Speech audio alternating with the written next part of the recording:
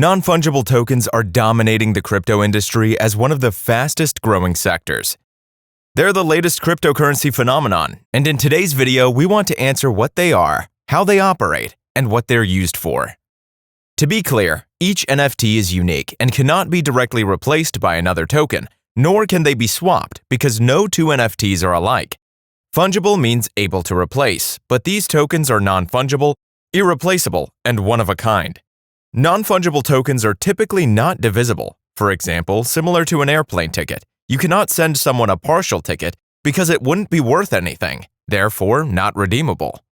What differentiates NFTs from one another is uniquely stored in its smart contract and immutably recorded on that token's blockchain. Usually, they contain some information within their code, including who owns the NFT and how much it was bought for. Non-fungible tokens are also used to classify digital assets, to prove value and/or scarcity.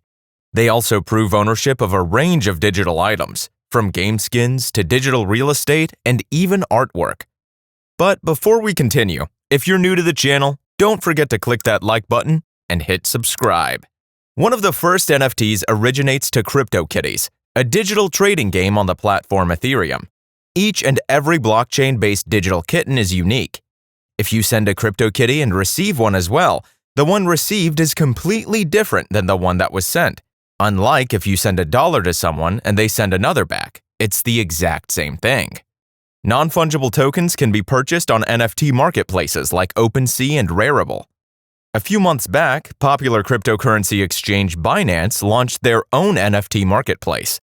Shortly after, rival exchange Coinbase announced plans for their NFT marketplace, with over 1 million users added to the waitlist within 48 hours.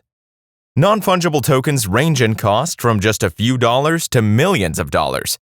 Back in August, musician Grimes reportedly had sold $6 million of digital art as NFTs.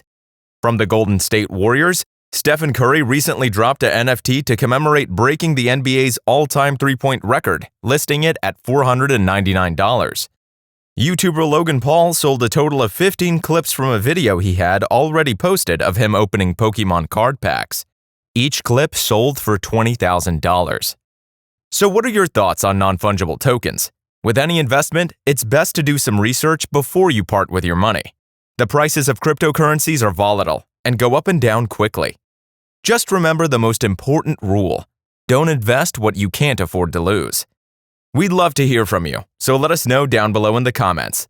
Also, if you enjoyed this video, don't forget to like and subscribe for more future investor content. Thanks for watching.